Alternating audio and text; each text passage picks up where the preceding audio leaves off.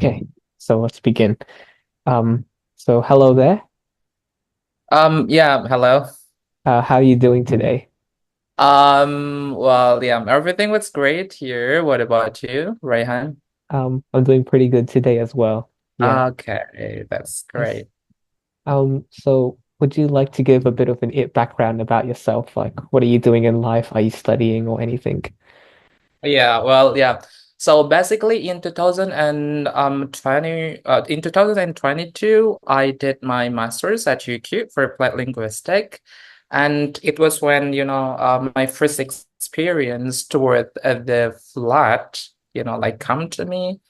And I'm now a researcher and also the lecturer at the Faculty of Language and Culture at one of private university in Indonesia. And I'll be flying to Brisbane hopefully by the middle of next year for my PhD program. Oh, that's really cool. Yeah, that's really like a lot of experiences and stuff. It's very nice to hear. Yeah. Well, basically, like, I would say that I didn't have quite enough experience in Brisbane because it just took only 1 year for me to finish my master program due to COVID. But I truly, look forward to have better time there, especially Yeah, probably for my PhD program yeah, later. yeah. Yeah. I hope it goes well for you. What Yeah. about you, Ms. Rehan? So, what are you currently doing?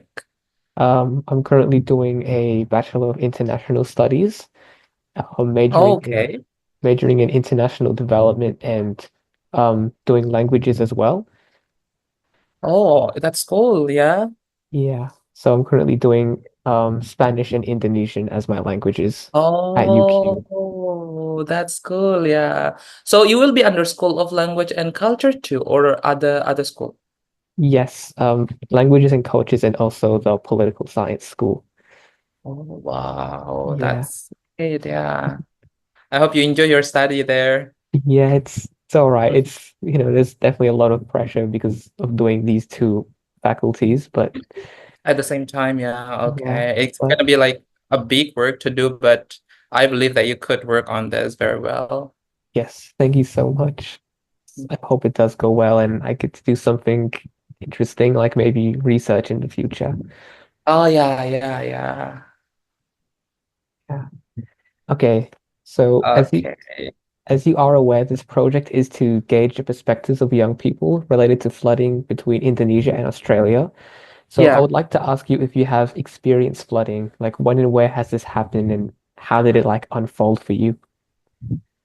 Okay. So, before like in Indonesia, I never had this kind of experience before. So it was quite new for me. I didn't have any, like idea in my knowledge in mind about what to do during the flood. And I think it was my first experience. So I didn't say that it was, like the worst experience I would have because then I didn't have any comparison to any kind of experience that I had before. But as you know, like someone from Indonesia who come to Australia for the first time, I didn't really expect that to happen because to my mind, I believe that Australia had, like more preparations toward the flood, which was at that time, yeah, it was quite unpredictable because I was sleeping in the morning and then when the flood came, but fortunately, due to support from my Indonesian friends, other Indonesian friends, because I live in London House, which was quite near from Gayet Park, like yeah, Yeah. quite near to UQ, yeah, which was I would definitely say that this was probably the reason why our second floor, yeah, was was impacted by flood, not only in the first floor to where I sleep.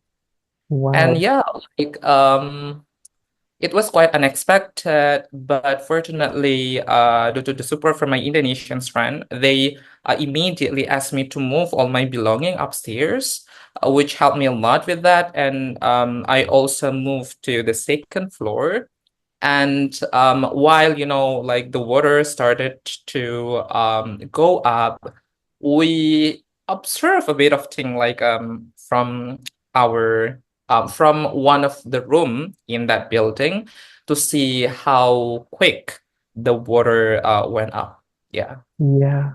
So there's like a lot of different impact from this flood. Yeah. Like, what was like the Yeah. strongest impact on you personally? Well, it was probably the impact is actually more on the activities because then, I mean, like as a student, like I have got a lot of activities, let's say, especially the assignments to do. And because it was during my first couples of weeks in Australia, in which I tried to, like prepare myself with a lot of things related to my study too, while also adjusting to a new way of finishing the assignment or some kind of stuff. So I believe it's more towards like my study, my activities to accomplish, to like to prepare all the materials and kind of stuff. Even though some, like something that related to my belongings, such as laptop or books, are not impacted by flood, but it's more towards something that um I need to, what was that? Like prepare and let's say take more time to actually work on some activities that I needed to finish at that week from my Mhm. professor. Yeah, so it's more Mhm. towards, like the activities that I did as a student. Right, yeah, it definitely have like a lot of impact on how you like get to uni and Mhm. how stuff would occur Yeah, with that. yeah, Like yeah. there's definitely like online learning as well because of that, right?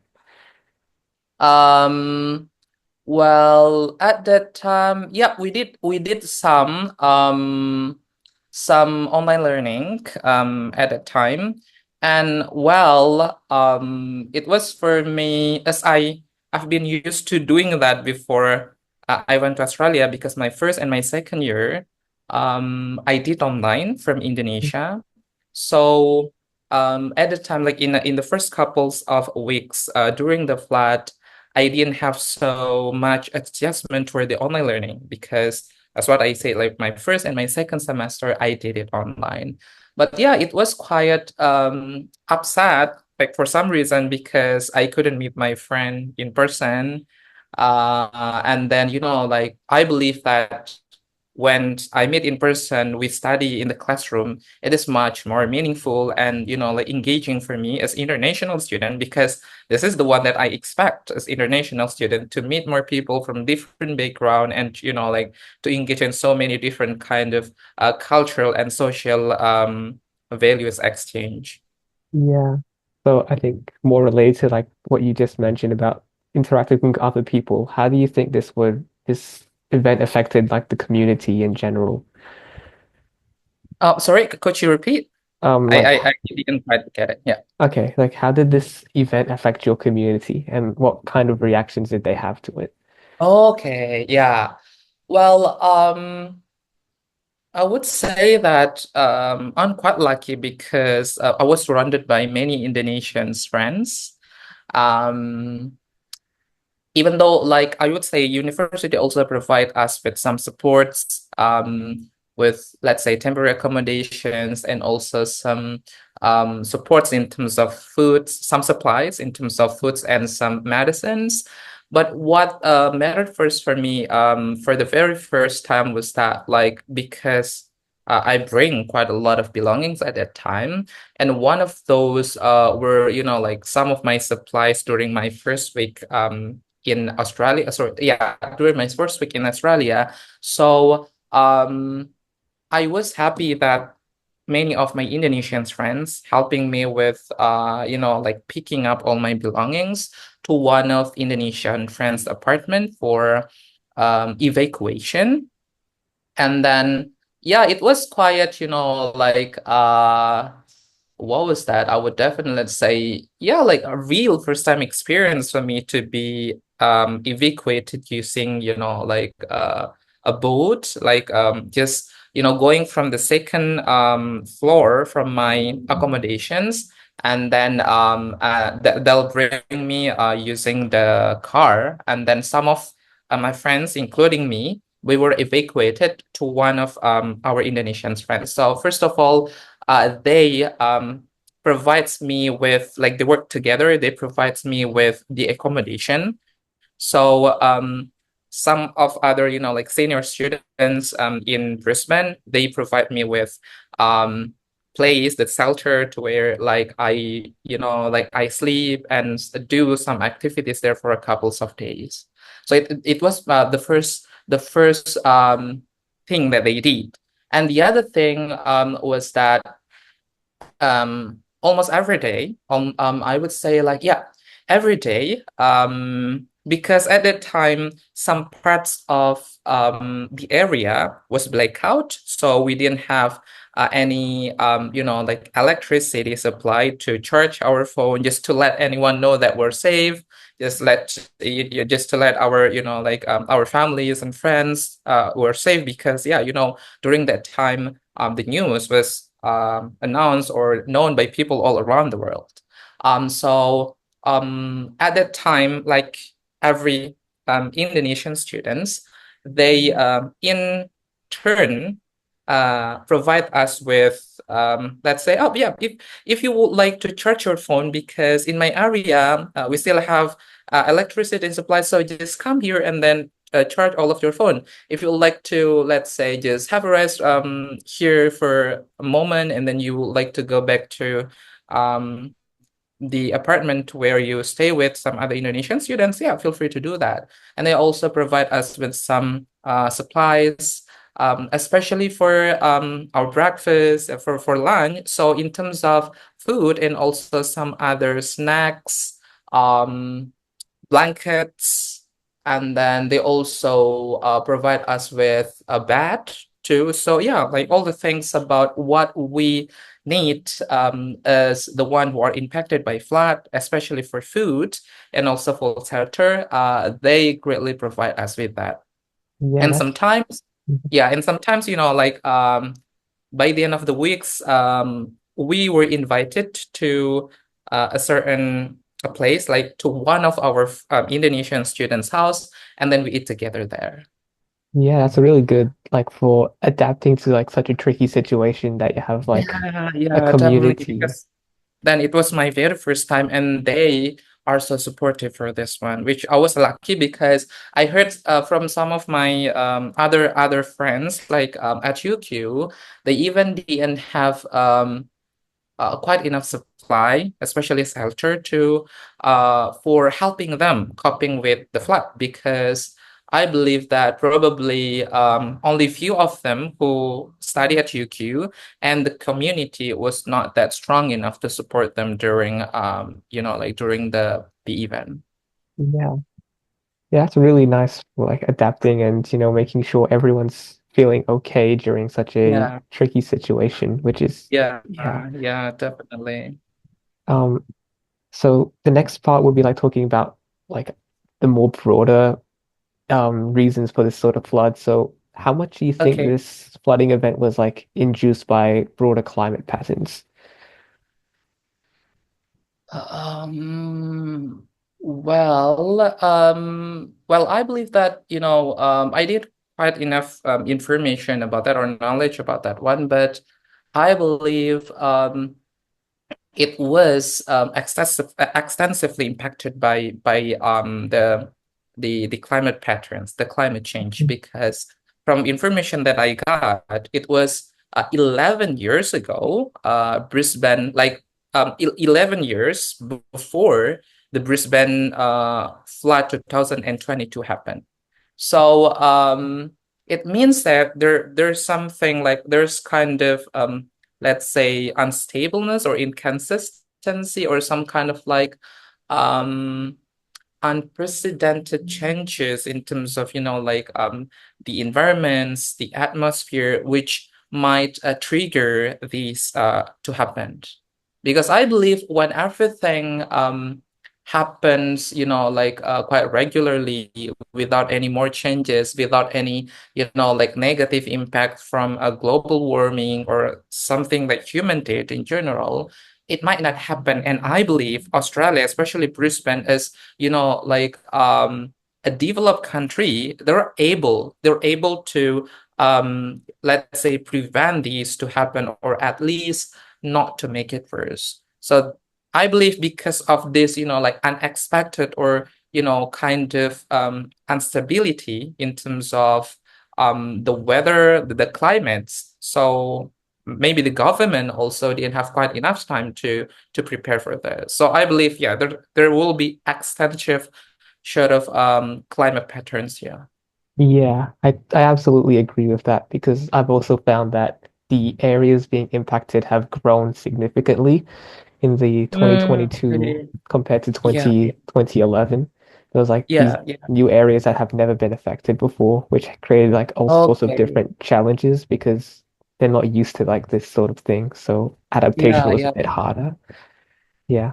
Yeah, yeah, I believe, I also think so because I heard some information from my landlady. She told me that 2022 flood was even worse than 2011, and well, like the damage was also significant. Yeah. Even though I was like really young in 2011, I can definitely like see the differences between the two floods that occurred. Okay, okay. Yeah. Um, so do you think that because it's getting worse, like the impacts are becoming more strong, do you think that more people want to create stronger change and more action against climate change within their communities? Okay, so um well, I believe that because, let's say, Australia in particular, UK community, and also, like the parties all around Brisbane, like people, the community all around there, we believe that from their lifestyle, from their knowledge towards the climate change, I believe there will be, like more movements towards the changes, the patterns to help, like even, like younger generations to not to being impacted by even like wars, short of flood or some other catastrophe, or some other events in the future. So yeah, I totally believe that um due to this kind of movement, and because of that flood, people are paying more attention toward, like how the climate might change, how our activities, or like something that we did to the nature, to the environment, might also impact the kind of situation, especially for, like the unexpected hard rains and some kind of stuff, to which also more research was done to actually see what's happening there. And it's another, not, like the impact for this, the community and people, especially all around like Brisbane, would pay more attention to this event. Yeah. So also, do you think that because there's more attention to this within the community and within research, do you think there'll be like any change within how things happen with like the government and stuff? Um, well, I wasn't quite sure about these, yeah, to some extent, but um, if can you please simplify the question? I mean, like to which parts should I, like tell you more about? Okay, so do you think like because there's more attention, do you think the government will like do anything about this? Okay, well, yeah, I remember something, and it was my very first experience as Indonesian, and I think not all, like country would provide us with these due to the COVID-19. Sorry, due to the flood, impacted all international students, mostly like Indonesian, like me and some of my friends. They actually already provide us with supports through Red Cross, because they give us, like amount of money. Let's say at the time I got 500 Australian dollar to support me like during the flood. And I believe that because there will be more damage happening, they will also, like pay attention to how infrastructure is constructed. There is more, like more toward like there is stronger to be impacted by flood, and to some reason they will also allocate quite a great amount of money for these events, or let's say to help people for this situation. Yeah. Yeah, I think that's a very good like adaptation, a way of like adaptation within like the system and Yeah, making yeah, sure yeah. everyone's okay in this crisis. To make sure everyone is okay. Yeah, yeah. Yeah. So also because this project deals with flooding impacts between Australia and Indonesia, do you think that people in Indonesia and like the community has different perspectives on this? Okay, well,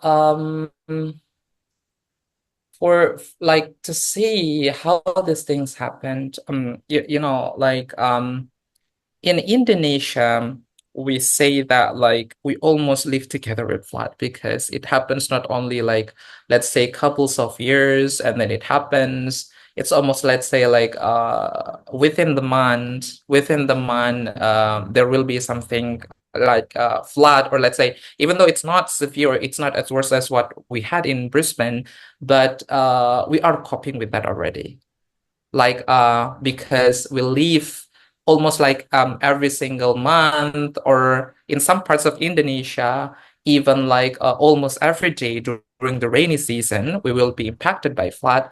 So I believe that the way, especially people cope with that, being, like they are used to coping with the situation more, like more frequent than people in Australia, I have to say, because there are more flood happenings there.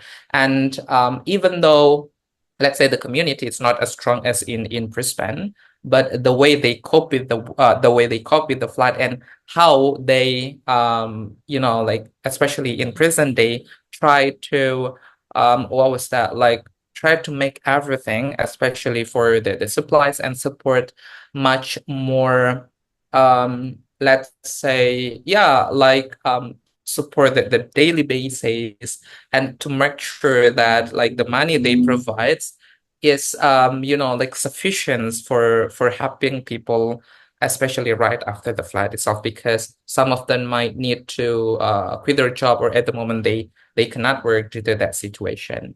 But in Australia, I believe, even though yeah, in Brisbane, I believe, even though um they didn't, like leave with the flood. I mean, like, because it was quite rare, like let's say after 11 years the flood happened. The community might not as strong as what we have in Indonesia, because but then, I mean, like, well, actually not as strong as I say, but it's more towards, like how they easily, or how they observe the situation much more easily than what Indonesians community have, because, like, we already live with there like for couples of years. But another things that I believe it's happened is that the government already provide with a very good system towards, like helping people with that, because it was something that I didn't find in Indonesia. When people are impacted by flood, like the support from, let's say, Red Cross or the governments, the money was immediately sent to the person, like to those impacted.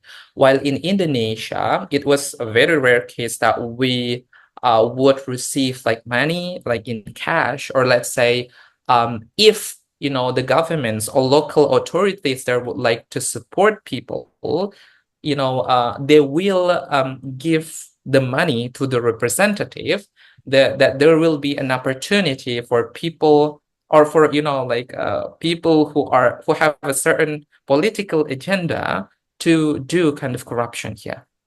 Oh, okay. So That's the amount of money that the government give, like in the on the let's say, like the national government would like to spend give money to the local, those impacted by flood. the amount of money might not be that similar to the national governments that they truly want to give to the people.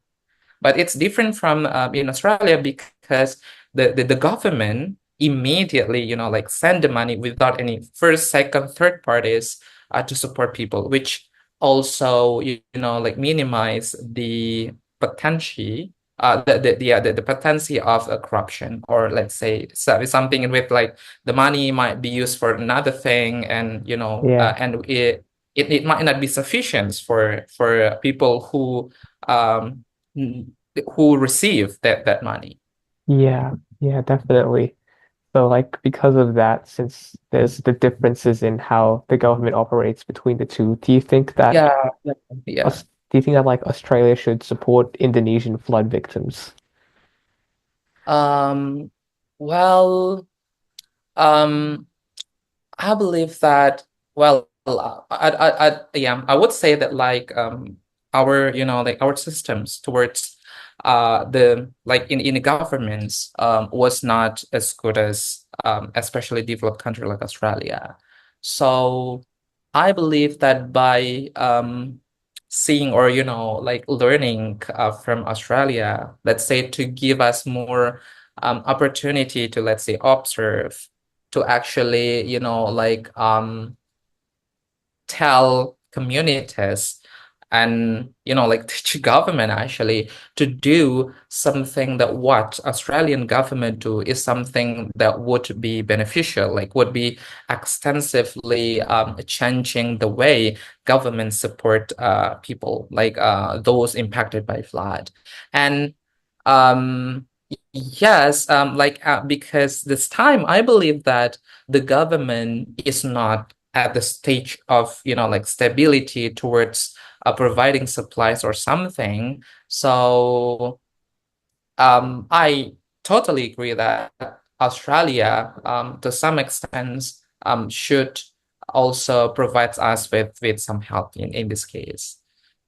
It's because I personally not 100% believe to my government, because like in this situation, more corruptions happened, and even like in a small area, they still didn't get enough supply for the, let's say, the food, the shelters, and some other, like supports they should receive as people impacted by flood.